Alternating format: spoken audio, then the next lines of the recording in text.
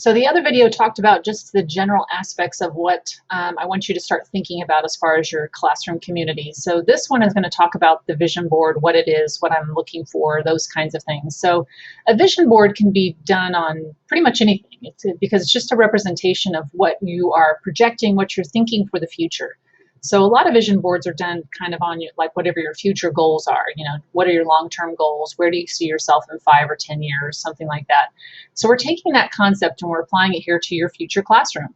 What does your future classroom look like when it comes to the idea of creating an environment that's positive for kids?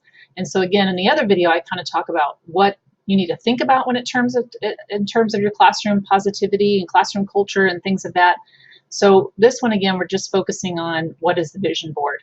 So in the vision board, it's going to contain images and words or text. And so through those images, text, those kinds of things, you should be creating kind of this idea about what your classroom community culture is going to look and feel like. And so this is where you can really get creative as far as who you are as a classroom teacher, how you're going to create this positive environment. What does your classroom look like? Those kinds of things. So again, always go back to your portfolio instructions to make sure you've covered everything in there. But your vision board can be digitally created or physically created. So there are a lot of cool tools out there that you could use to try to create this digital image with pictures and words of your classroom. Or you can physically create it. So the samples that I provided here are ones that are physically created, and let's see if that'll pull up okay here. So this, for example, was a poster board that was presented in an on-ground class, and so they used poster board to do that. Again, with pictures and words to talk about how they're going to create this environment for their students. So you can review both of those samples there. So physically created, meaning poster board, and then you take a picture of that and upload that picture, or you can create a digital piece.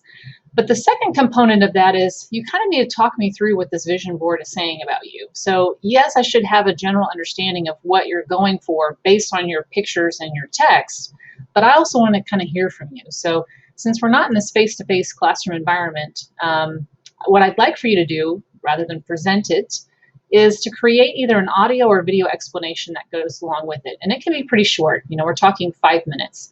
Lots of different apps are out there as far as audio and video. I use Screencastify. That's the one that I find the most friendly. But if you have a smartphone like an iPhone, then you can also do voice memos and just upload that. So there's lots of different really easy basic tools that you can use to do audio and video. If you want to, you could just use your smartphone and have somebody, record you and then upload that. But I do want an explanation that goes along with that vision board so I can hear you talk through what some of those ideas were. So if you have any questions on the application of the video or the audio, I did provide some suggestions here. You can also ask the ELC. They're great with this stuff. It's the e-learning center. There's one available on each of the campuses.